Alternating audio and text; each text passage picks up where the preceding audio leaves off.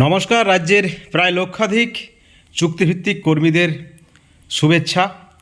প্রথমেই যে খবর রয়েছে আমাদের আজকে, যে আপনারা জানেন নতুন সরকার আসার পরেই বেশ কয়েকটি চুক্তিভিত্তিক দপ্তরের ভাতা বৃদ্ধি করেছে।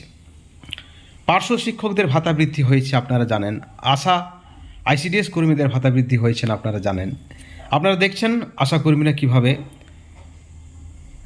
আন্দোলন করছেন, রাস্তায় রয়েছেন বিভিন্ন দাবিতে। তাদের 5,000 টাকা ভাতা বৃদ্ধির ইতিমধ্যেই জিও বের হয়ে গিয়েছে। কিন্তু প্রশ্ন হচ্ছে যে রাজ্যের পার্শ্ব শিক্ষক, রাজ্যে প্রায় 44,000 পার্শ্ব শিক্ষক রয়েছেন, যাদের ভাতা বৃদ্ধি ঘোষণা করা হয়েছে বাজেটে, গত বাজেটে বিজেপি সরকারের যে প্রথম বাজেট, কিন্তু সেই ভাতা বৃদ্ধির জিও হয়নি। কেন হয়নি? একটা খবর শোনা যাচ্ছে কানাঘুষো, জিও বেরোনোর পথে নাকি বাধা হয়ে দাঁড়িয়েছেন সমগ্র শিক্ষা মিশনের অফিসে কর্মরত যারা ডাটা এন্ট্রি অপারেটর এবং আরও যে সকল কন্ট্রাকচুয়াল কর্মী রয়েছেন, কারণ সকলের ভাতা বৃদ্ধি কিন্তু করেনি বিজেপি সরকার। বন্ধুরা, আপনারা দেখেছেন শুভেন্দু অধিকারী পার্শ্ব শিক্ষকদের ভাতা বৃদ্ধির পরে তিনি প্রেস কনফারেন্স করে পার্শ্ব শিক্ষকদের উদ্দেশ্যে আরও বলেছেন। পরবর্তীতে আবার তিনি পার্শ্ব শিক্ষকদেরকে বন্ধু হিসেবে সম্বোধন করেছেন, অর্থাৎ পার্শ্ব শিক্ষকদের আরও ভালো কিছু করতে চাইছেন বিজেপি সরকার তথা শুভেন্দু অধিকারীর সরকার।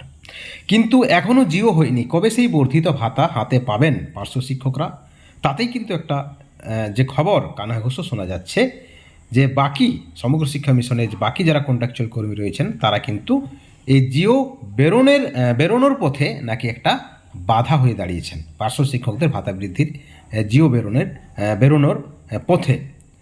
অর্থাৎ তারা কী ধরনের বাধা সৃষ্টি করছে, একটা প্রশ্ন। তাদের দাবি যে আমাদেরও ভাতা 40% বাড়ুক, তাহলেই এই ভাতা বৃদ্ধির ফাইলে তারা কিন্তু স্বাক্ষর করতে দেবেন। না হলে কিন্তু এই যে ভাতা বৃদ্ধি 5,000 টাকা বেড়েছে পার্শ্ব শিক্ষকদের, তাতে কিন্তু তারা সেই ফাইলে কিন্তু তারা, অর্থাৎ জিওর ফাইলে কিন্তু তারা সই করতে দেবেন না। এই ঝামেলা নাকি অনেক দিন ধরেই চলছে। আপনাদেরকে আমরা জানিয়ে রাখি, এই প্রশ্নটা আমাদেরকে অনেকেই করেছেন যে কবে আমরা বর্ধিত ভাতা পাবো, এই যে 5,000 টাকা বেড়েছে কবে পাবো, সেখানে কেন সমস্যা হচ্ছে, বাকিদের যদি জিও বের হয় তাহলে পার্শ্ব শিক্ষকদের কেন বের হবে না। এই বিষয়ে এই যে কানাঘুষো শোনা যাচ্ছে, প্রথমেই বলে রাখি এই ধরনের কোনো খবর নেই। সরকার যদি চায়, মুখ্যমন্ত্রী, শিক্ষামন্ত্রী, শিক্ষা দপ্তর যদি চায়, অর্থ দপ্তর যদি চায়, তাহলে কোনো কন্ট্রাকচুয়াল কর্মীদের ক্ষমতা নেই কোনো দপ্তরের জিও আটকানোর। প্রথম কথা আপনারা জেনে রাখুন। তাই আপনারা যারা অযথা দুশ্চিন্তায় ভুগছেন তারা কোনো ধরনের দুশ্চিন্তা করবেন না। আপনারা জানেন আগস্টে লাগু হবে, সেপ্টেম্বরের আপনারা হাতে পাবেন, অর্থাৎ এই মাসেই জিও বেরোবে, নিশ্চিত থাকুন। এবং জিও 24 তারিখের আগে বেরোবে, অর্থাৎ 24শে অক্টোবরের আগে বেরোবে, সেই বিষয়ে আপনারা নিশ্চিত থাকুন। আমাদের কাছে যে খবর রয়েছে, জিও 24শে আগস্ট নয়, 15 আগস্টের আগেই বের হবে। অর্থাৎ জিও বের হবে আপনারা 1 সেপ্টেম্বরের মধ্যে। আপনারা জানেন আপনাদের এই মুহূর্তে বেতন ট্রেজারি থেকে হবে। ইতিমধ্যে আপনারা দেখেছেন এই মাসের বেতন পেতে 7 থেকে 8 দিন দেরি হয়ে গেছে।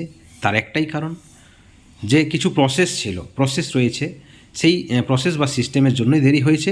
এবং পরের মাস থেকে আপনারা নিশ্চিতভাবে জেনে রাখুন, নির্দিষ্ট দিনে আপনারা বেতন বা ভাতা পাবেন, কোনো দুশ্চিন্তা করবেন না। এবং আগামী মাসেই আপনারা বর্ধিত 5,000 টাকা পাবেন, সেই বিষয়েও কোনো দুশ্চিন্তা আপনারা করবেন না। এই বিষয়ে যদি আপনাদের আরও কোনো প্রশ্ন থাকে, অবশ্যই আমাদের চ্যানেলের কমেন্ট সেকশনে কমেন্ট করে জানাবেন। ভালো থাকবেন।